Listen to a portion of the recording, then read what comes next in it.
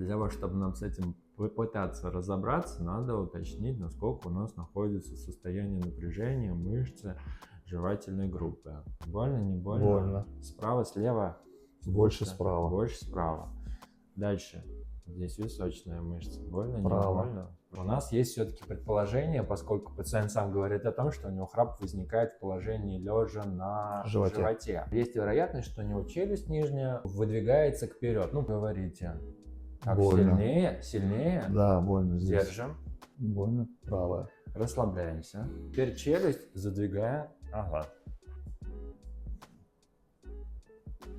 Ну, здесь практически нет, а здесь чуть-чуть. Мы выясняем, что у нас положение протракции нижней челюсти у пациента болезненность увеличивается. Мы с большой долей вероятности можем предположить, что проблема с храпом связана как раз с мышечно-фасциальной дисфункцией.